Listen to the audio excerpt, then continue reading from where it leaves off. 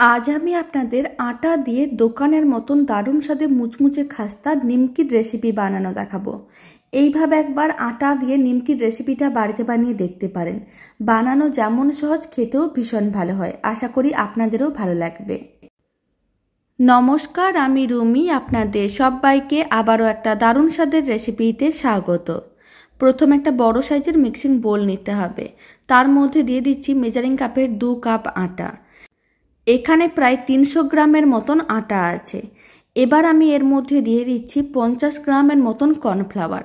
Cornflour দেওয়ার কারণে নিমকিগুলো অনেক বেশি মুচমুচে আর খাস্তা হবে, খেতেও অনেক বেশি ভালো লাগবে। এবার আমি দিয়ে দিলাম চা চামচের 3 ভাগের 1 ভাগ লবণ, আর দিয়ে দিচ্ছি 1 চামচ চিনি, অল্প একটু কালো জিরে দিয়ে দিলাম।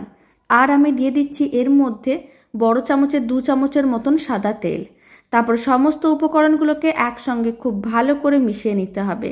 মানে এইভাবে খুব ভালো করে ময়ম দিতে হবে। এতে নিমকিগুলো অনেক বেশি মুচমুচে আর খাস্তা হবে। প্রায় 3 থেকে 4 মিনিট খুব ভালো করে ময়ম দিচ্ছি। 3 মিনিটের মতন খুব ভালো করে ময়ম দিয়েছিলাম। এবার অল্প অল্প জল দিয়ে একটা ডো রেডি করব। আর এখানে রুম টেম্পারেচারের জলই ব্যবহার করছি, কোনো রকম ঠান্ডা বা গরম জল দিইনি।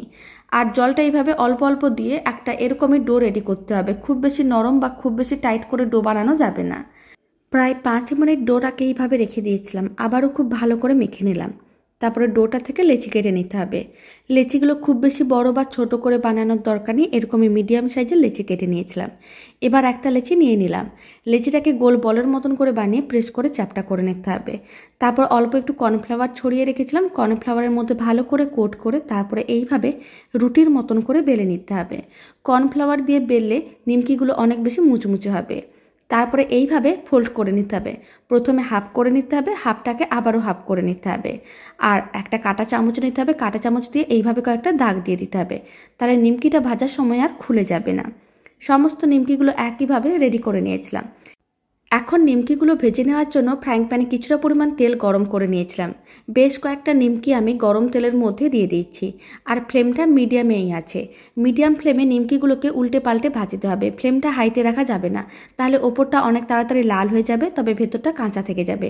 তাই এইভাবে একটু টাইম নিয়ে উল্টে পাল্টে নিমকিগুলোকে একটু ভেজে নিতে হবে। মোটামুটি 7 মিনিটের মতন সময়ের প্রয়োজন পড়েছিল। উল্টে পাল্টে নিমকিগুলোকে বেশ লাল লাল করে ভেজে নিয়েছিলাম। এবার তুলে একটা প্লেটের মধ্যে রেখে দিচ্ছি। আর বাকি যে নিমকিগুলো রেডি করে রেখেছি সেই সমস্ত নিমকিগুলোকে ভেজে নিতে হবে। সমস্ত নিমকিগুলো ভেজে নেওয়ার পরে এখন একটা প্লেটের মধ্যে নিমকিগুলোকে সার্ভ করে নিয়েছিলাম। নিমকিটা ভেঙেও দেখিয়ে দিচ্ছি কতটা মুচমুচে আর খাস্তা হয়েছে। নিমকির রেসিপিটা ভালো লেগে থাকলে আপনারা যদি ফেসবুক থেকে রেসিপিটা দেখছেন, পেজটিকে ফলো করে নেওয়ার অনুরোধ রইল। ইউটিউব থেকে দেখলে চ্যানেলটি সাবস্ক্রাইব করে নেওয়ার অনুরোধ রইল। তো চলুন, ভিডিওটা আমি এখানে শেষ করছি। আপনারা সবাই ভালো থাকবেন, সুস্থ থাকবেন। আপনাদের সঙ্গে আবার নতুন রেসিপি নিয়ে দেখা হচ্ছে।